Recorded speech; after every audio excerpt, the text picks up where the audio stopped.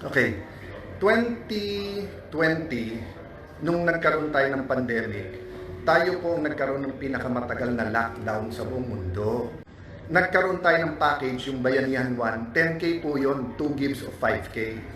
So, noong 2021, going into 2022, sabi ko marami pang hindi nakaka-recover. So, kaya ng ating budget magbigay. Pero pagkapanalo ni President Marcos, ayaw niya. Oh, Pero every single 2021 to 2022. Mga babayan, bakit hindi mo naibigay? Panahon ni Digong yan. Isisisi niya kay Pangulong Bongbong Marcos after 2022. Bakit hindi mo sinisi si Digong? Bakit hindi yan naibigay noong 2021 to 2022? Ba't si Pangulong Bongbong Marcos sisisihin mo? Kasalanan mo yan. At yan po, sa'yo naman nanggaling, sa bibig mo na nanggaling, Cayetano, na 2021 to 2022. Bakit kay PBBM mo isisisi? Panahon ba ni PBBM yon? Si PBBM ba nakaupo ng 2021 to 2022?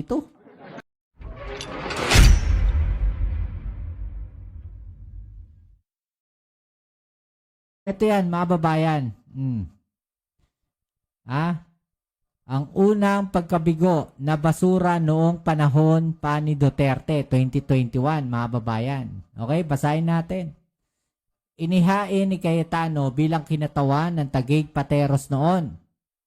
No, ang House Bill 8597 o ang 10K Ayuda Bill noong 2021 upang bigyan ng 10,000 cash stimulus ang bawat pamilyang Pilipino sa gitna ng pandemya. Subalit hindi ito nakapasa bilang isang hiwalay na batas sa Kongreso. Sa halip isinama ito sa usapin ng Bayanihan 3 kung saan tinanggal ng Kamara ang probisyong 10,000 kada pamilya at ginawang 2,000 bawat individual na lamang dahil sa kawalan ng sapat na pondo ng gobyerno. Kailan po nangyari yan? 2021. Mga babayan, hindi po panahon ni Pangulong Bongbong Marcos. Noong August 2021, mismong si Cayetano ang naglabas ng opisyal na pahayag na nagre-reklamo at nalulungkot dahil hindi isinama ng Administrasyong Duterte ang pondo para sa 10K ayuda sa isinumiting 2022 national budget. Dahil natapos ang 18th Congress nang hindi ito naaprubahan, ang orihinal na panukala ay opisyal at tuluyan ng nabasura. Hindi kasalanan ni PBBM. Cayetano, yung 10K mo. Malinaw. Sinabi dito, mga babayan. Diba? Hindi isinama ng Administrasyong Duterte ang pondo para sa 10K sa isinumiting 2022 national budget. Tapos sisisihin mo si Pangulong Bongbong Marcos dahil nakita nila ngayon 2026 na mayroong ganong kalaking budget sa mga ayuda. Ang layo, Cayetano. Makahanap ka lang ng butas na maibabato sa Pangulo. Ang linaw-linaw. Nagreklamo ka pa nga. Diba? Hindi na ipasa Ayan tinanggal ng Kamara ang probisyong 10K kada pamilya sa ginawang 2,000 at ginawang 2,000 na lang. August 2021, mismong si Cayetano naglabas ng opisyal na pahayag at nagre-reklamo ka dahil hindi na isama yung 10K ng Administrasyong Duterte. Tapos sisisihin mo si PBBM ngayon? Diba? Matapos na manalo bilang senador sa ilalim ng bagong administrasyon, formal na binuhay at muling inihain ni Cayetano ang kanyang advokasya noong July 11, 2022 bilang Senate Bill number 64 o 10,000 Pag-asa Bill. Okay? Dahil ng basura ang nauna niyang bersyon noong 2021, obligado siyang magsimula ulit sa simula bilang isang bagong panukala sa ilalim ng bagong Kongreso. Kaya naman ang sinasabi ng senador na ayaw o hindi pag-aproba ni Pangulong Bongbong Marcos Jr. ay tumutukoy sa kanyang bersyon noong July 2022 na nananatili lamang nakabinbin pending, no, sa Senate Committee. Di ba? Kailan ba naupo si Pangulong Bongbong Marcos? June? Mga babayan, gusto niya aprobahan kaagad to? Binuwelta ng mga netizens at mga kritikong senador dahil sa paghahalo nito ng magkaibang timeline upang palabasin na si Pangulong Bongbong Marcos ang humarang sa ayuda noong kasagsagan ng pandemya 2021 to 2022. Di ba? Layo na kaya tano paalala ng publiko, ang 10K ayuda ay isang panukalang batas lamang o legislative proposal at hindi kailanman naging opisyal na programa ng gobyerno. Kaya paano yan haharangin ni PBBM? Walang kapangyarihan ng sino mang pangulo na iharang o patawan ng veto ang isang pondong hindi naman inaprobahan o ipinasa ng buong Kongreso. Tandaan nyo, July niyan ginawa. At wala pang ganong gulo noong time na yon. Walang ganitong gulo noong panahon ng July 2022. Dahil buo pa ang unit team during those time. Diba? Buo pa ang unit team nun Paano niya sasabing hinarang? Ang original na pondo para sa 10K ayuda sa kasagsagan ng pandemya ay hindi inaprobahan ng Administrasyong Duterte noong 2021. Diba? 2021 pa yan hindi inaprobahan kaya tano. Kaya walang katotohanan na may hinarang na aprobadong pondo o programa ang Pangulo dahil sa kailanman ay hindi ito nakapasa sa Senado at Kamara at hindi umabot sa lamesa ng Pangulo sa Malacanang.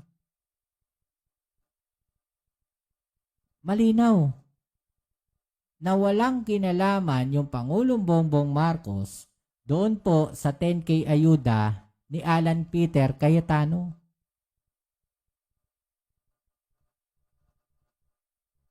Di ba mga babayan? Walang kinalaman si Pangulong Bongbong Marcos. Ay sinasabi ko sa inyo, makahanap lang sila ng mga bagay na maibabato o maisisisi sa ating Pangulong Bongbong Marcos para siraan. Ngayon, kung ikaw tatanga-tanga ka na supporters na ito, maniniwala ka kagad, lalo't hindi ka nagre-research. Napakarami pong pinagdadaanan ng ating bayan. A lot of people po have lost their jobs, a lot ng negosyo ay struggling. Gumagrabe po ang krimen, senseless po ang killings na nangyayari at lubusan po kaming nakikiramay dun po sa mga nagiging victims ng senseless crimes. I mean, it's hard enough po na yung mga namamatay sa sakit at saka sa gutom, kawalan ng trabaho, kawalan ng pag-asa, but when there are also senseless killing, and of course, lalo pa pag medyo young pa, they deserve a full life, di ba? So, sometimes the most difficult time to say thank you, Lord, is when it's the hardest of times, no? But as a nation, we thank God for the Philippines, we thank God for lahat ng Pilipinos. Marami talagang dapat managot na leaders natin, but we also still pray for our leaders, no? So tonight, I want to answer some issues and again, talk about our economy regarding yung sunod-sunod na announcement ng ayuda. Any help from the government, any ayuda is good, but we have to discuss saan nila kukunin ng pera, paano nila distribute, at ano yung programa at ano yung purpose. So let me start muna with mistakes, no? Klarong-klarong mistake lang. Tatlong mistake lang. Sinabi po ni Senator Erwin Tulfo, wag daw akong masyadong hot dun sa flood control investigation. Ang sabi niya, relax lang daw ako. So mistake number 1, hindi po ako yung hot at hindi po ako yung hindi nagre-relax. Ang ating pong mga kababayan, every single Filipino has asked for an accounting of the biggest corruption scandal. Every single Pilipino. Every single Pilipino daw, dinamay mo pa kami dyan sa ginagawa mo. Yes, exactly. Naghanap nga tayo ng accounting eh. Kaya nga gusto naming maimbestigahan eh, yung 2 billion no, na pondo ng 2019 SEA Games. Yes, tama po yan. No? Naghahanap tayo ng accounting, kaya gusto nating maimbestigahan yan. Di ba, Cayetano? Oh. In our country, in history, involving not billions, not tens of billions, not hundreds of billions, but it involves trillions Grabe, di ba? of Naratibo ng pesos. DDS. Dahil every year po, lampas 5 trillion pesos ang ating budget. And since 2023, 1 trillion more or less sa DPWH pa lang na infrastructure. More or less 1/3 doon ang flood control. Yung pa lang na imbestigahan. Sino bang mga ano dyan sa flood control na yan? Di ba? Saan ba nag-umpisa yung flood control na yan, mga kababayan? Tandaan nyo, umalago yung flood control na yan. At sinasabi dito ni Cayetano is 2023. Okay? Yung flood control na sinasabi niya dito. Kapapasok lang ni Pangulong Bongbong Marcos noon. 1 taon pa lang siya dyan at marami siyang gustong tutukan. Hindi pa niya natututukan yung flood control na yan, mga kababayan. Diba? At ngayon, nung sinabi na ni Pangulong Bongbong Marcos yun sa flood control, umalagwa na kayo lahat. No? Nagulantang kayo. Nagulat kayo. Bakit noon? Hindi kayo nagre-react dyan sa flood control ni Digong? Bakit di kayo nagre-react sa flood control ni Digong? Ng panahon na kayo ang nakapwesto. Bakit tahimik kayo? Bakit di nyo pinaimbestigahan? Ba't di nyo kinwestiyon si Digong? No? Ano nangyari dyan sa flood control mga anomalies na yan? O bakit di ninyo kinwestiyon? Di nyo tinuloy yung investigasyon? Diba? Bakit di nyo ginawa yon, Alan Peter Cayetano? Bakit ngayong ginagawa ng ating Pangulo na mag-imbestiga dyan sa flood control na yan, no, bakit parang galit na galit kayo? Bakit parang ayaw ninyo? No? At galit kayo sa administrasyon dahil dyan sa flood control na yan. At grabe, no? Nakikita natin yung tawag natin dito, yung kagustuhan nilang idawit yung Pangulong Bongbong Marcos dyan sa flood control. Matindi no? So when you tell us, Senator Erwin Tulfo, relax ka lang. Nako. Grabe ang init ng ulo mo pag sa programa mo sa TV at radyo 2-3 tao kausap mo, problema ng mag-asawa, tama yon. Kasi those are real lives and real Erwin Tulfo o Rafi Tulfo? Ito mo, nagkakamali na siya rito. problems. Pero ito problema ng buong Pilipinas, sasabihan mo kami lahat, relax ka lang. Let me explain bakit ko sinasabing ang sinasabihan ni Erwin Tulfo ay lahat po tayo. Remember po, sa minority, toka-toka po kami. Ang nakatoka sa flood control ay si Senator Rodante Marcoleta. Di lumabas na sa bibig niya. No, na yun sa flood control si Marcoleta at si Pia Cayetano po, mga kababayan, ay pantakip lang yon. Nilagay nila si Pia Cayetano bilang chairman ng Blue Ribbon, no, pero may subcommittee. No, nandun si Marcoleta. Di ba nakita nyo, mga kababayan, kung paano nila paikutin? Diba? So lumabas din sa bibig niya na si Marcoleta talaga yung may hawak ng flood control. At kung si Marcoleta yung may hawak ng flood control, mga babayan, at konektado sa kanya si Mike Defensor, so ganun pa rin. Yung pa rin yung naratibo. Diba? Yung 18 Marites pa rin, yung palalabasin nilang legitimate na testigo dyan sa flood control. Kahit pa ilang beses nang na-debunk, mga babayan, yung mga statement netong 18 Marites. Diba? Yung 18 Maleta Boys, ilang beses na na-debunk yan na consistent po sila, no, etong 18 Maleta Boys, consistent po sila sa inconsistency. Nag-umpisa nito as chairman.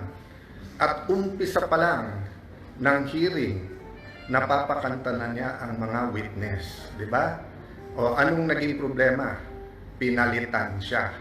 O, Grabe, 'di ba? Umpisa pa lang daw ng hearing, napapakanta na yung mga yung mga testigo ni Marcoleta.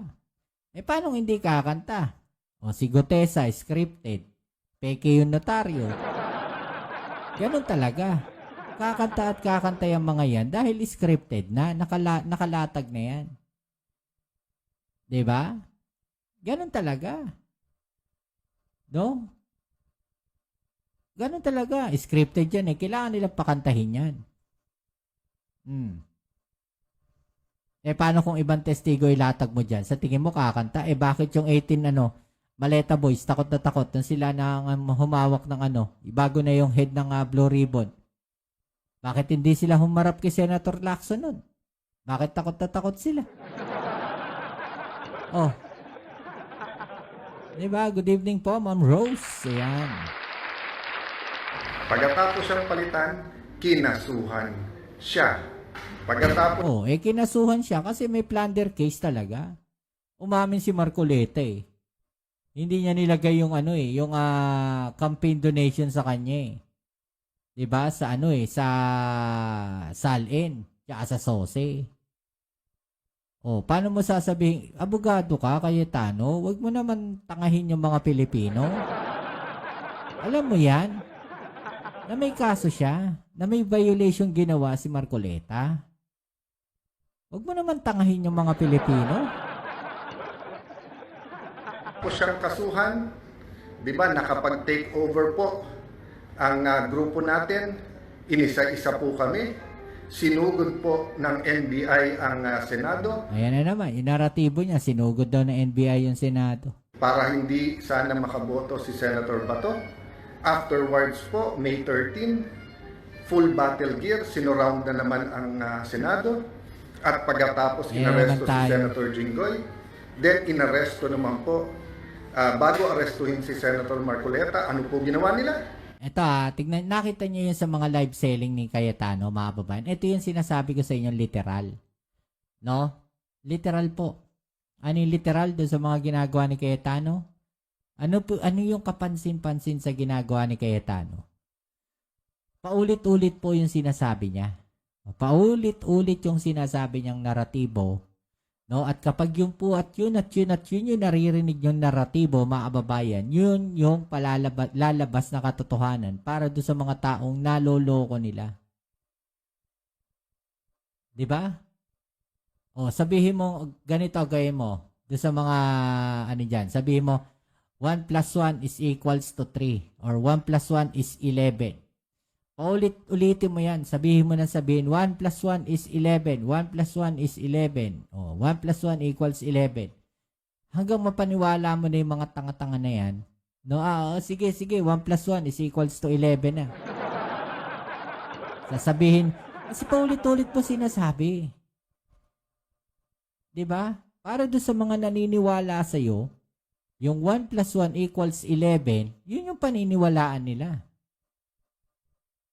Ganon kasimple yun, mga babayan. Kaya nga po ang ginagawa ni Cayetano na kahit anong topic, umuulit siya.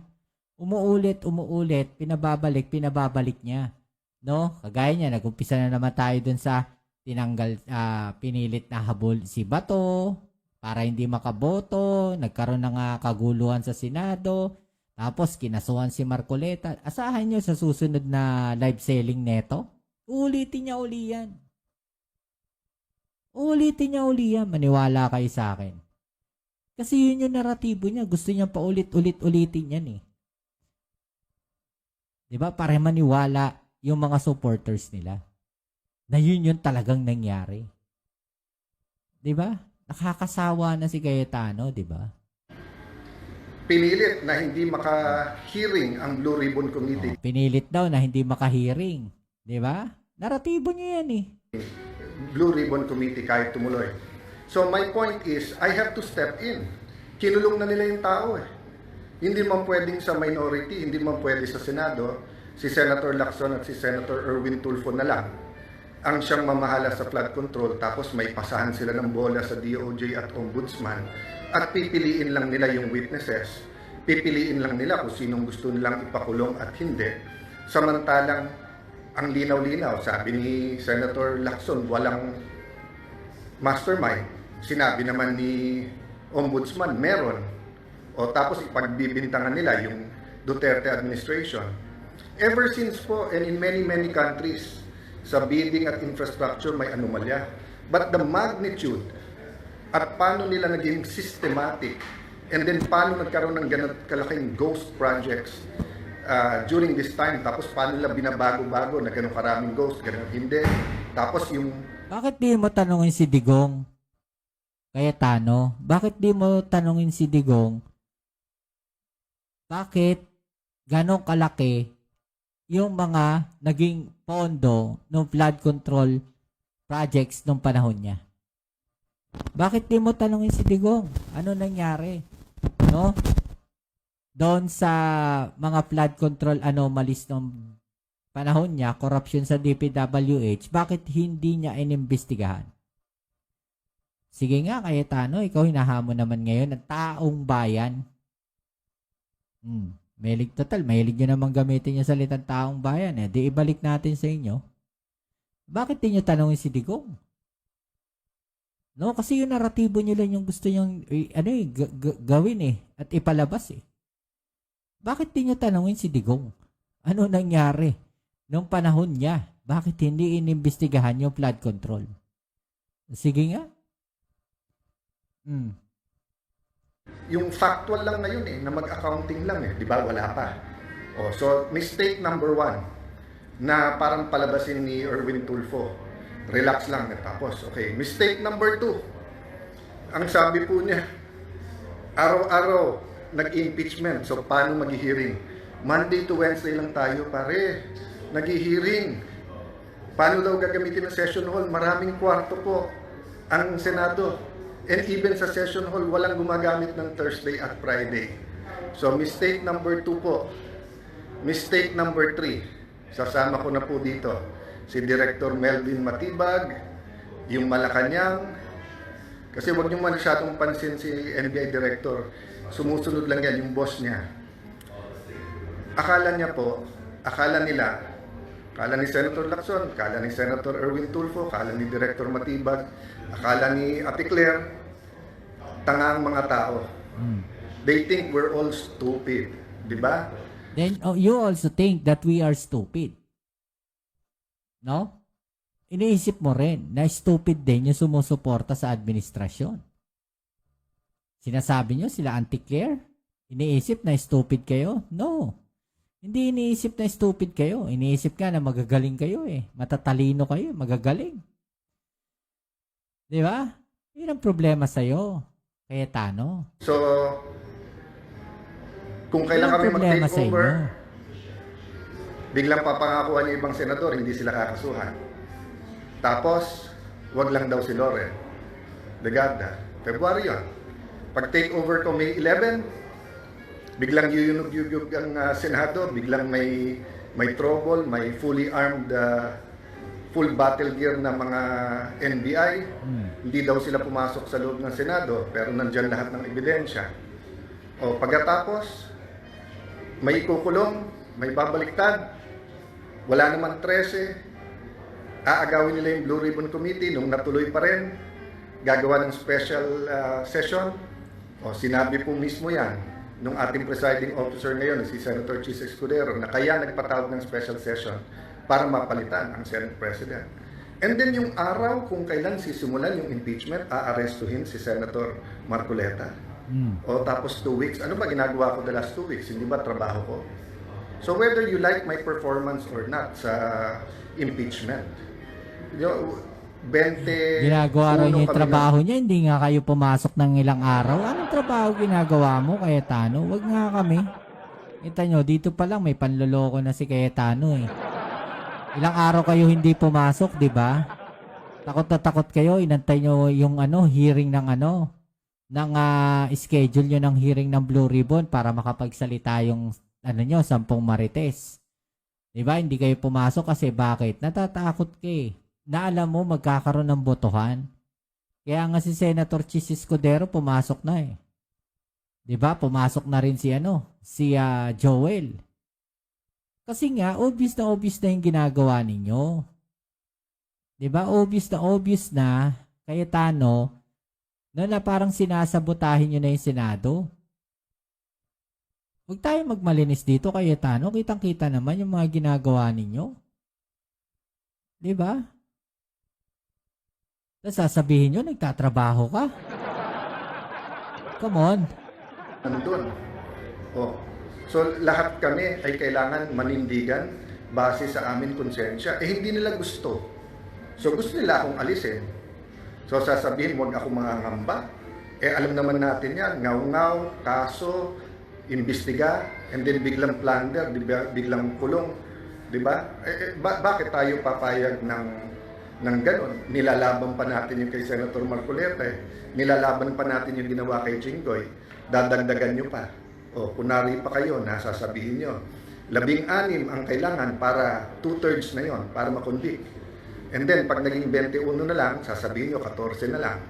O, pag naging 19 na lang, 13, pwede na. Diba? Kaya sabi ko nga, ingat po tayo. So, that's the third mistake, to think that we are stupid. Tapos sasabihin lang, incidental, Kasalanan hindi niya yan. ako yung target, wag magagalit, and then parang on cue, yung ombudsman, may sasabihin din. So, mga kapatid, kung gusto nilang manggipit, gusto lang gamitin lahat ng puwersa ng gobyerno, gamitin nyo. Pero yung just because print ng traditional media, nire-report yung sagot nyo, hindi ibig sabihin naniniwala yung tao, di ba? Total, nag-i-impeachment at tapos nakikinig kayo dun sa mga Latin terms. Senator Lacson, Senator Erwin Tulfo, eto, alam to ni Director Matibag, dahil abogado naman siya, res ipsa loquitur, di ba? I-research nyo yan kasi yan yung ginagawa nyo. Alam ng tao ang ginagawa ninyo. Yes, exactly. Alam din ng taong bayan kung ano yung ginagawa nyo, Cayetano. Diba? Alam din ng taong bayan yung ginagawa nyo, kaya huwag nyo naman lokohin yung taong bayan. Huwag nyo naman gawing tanga. Diba? Grabe na yung panloloko, mga babayan. Nyo. Okay. 30 weeks po, 30 linggo po yung impeachment. Importante po yan. Sige po. Daan milyon, bilyon ang pinag-uusapan. Pero daan milyon hanggang bilyon kung sakali. Ang pinag-uusapan po naman sa flood control, trilyon po ang ninakaw. Kaninong ano yan? Kaninong naratibo yan? Diba? Yun yung ini-insist nila. Yun yung naratibo ng mga DDS. Trilyon ang ninakaw. Diba? Trilyon daw ang ninakaw. Diba mga babayan? Grabe, no? Daan bilyon. Hindi ba importante? Sabi, wag half. Ano ba ginawa nyo the last few months? So, bakit sinabi ko sa ating ekonomiya? Ako po natutuwa pagka meron pong tulong sa ating mga kababayan at napakaraming mga programang nag-i-improve at gumaganda. Pero the last 2 days, sa mga announcement ng ating mahal na Pangulo, ang dami nagtatext sa akin, Senator Alan, tama ka pala. Kuya Alan, kaya pala yung 10K. Kaya babalikan ko lang ng konti yun, ha? Okay. 2020, nung nagkaroon tayo ng pandemic, tayo po nagkaroon ng pinakamatagal na lockdown sa buong mundo. Okay. Kaninong kasalanan yon? Tandaan nyo, may anomalya rin dyan sa ano na yan, sa lockdown na yan. Yung mga face shield na hindi naman pala kailangan. Tandaan ninyo, may mga ano rin dyan. May mga anomalya rin nung panahon na yan. Di ba? Tatalakayin din natin yan, mga babayan, para mas maintindihan, no, ng taong bayan. Ano ba yung nangyari during pandemic? Di ba? Ang problema po sa lockdown, marami pong nakawan at anomalya na nangyari. Malaking pera ang nanakaw. Okay? no work, no pay. At marami din po, isang kayod, isang tuka. Di ba? Halimbawa, mga tricycle driver natin, kapag hindi sila lumabas, wala silang kakainin. So, upon the recommendation of one big businessman, si Sec Sunny Dominguez ng DOF, sa pagpupulong-pulong namin, kinausap ko po yung mga congressman, nagkaroon tayo ng package, yung Bayanihan 1, 10K po yun, 2 gives of 5K. So, noong 2021, going into 2022, sabi ko marami pang hindi nakaka-recover, so kaya ng ating budget magbigay. Pero pagkapanalo ni President Marcos, ayaw niya. O, Pero every single Nanyo 2021 to 2022. Mga babayan, bakit hindi mo naibigay? Panahon ni Digong yan. Isisisi niya kay Pangulong Bongbong Marcos after 2022. Bakit hindi mo sinisi si Digong? Bakit hindi yan naibigay noong 2021 to 2022? Ba't si Pangulong Bongbong Marcos sisisihin mo? Kasalanan mo yan. Diba? Ikaw nangako niyan 10K eh. At yan po, sa'yo naman nanggaling, sa bibig mo na nanggaling, Cayetano, na 2021 to 2022. Bakit kay PBBM mo isisisi? Panahon ba ni PBBM yon? Si PBBM ba nakaupo ng 2021 to 2022? Come on.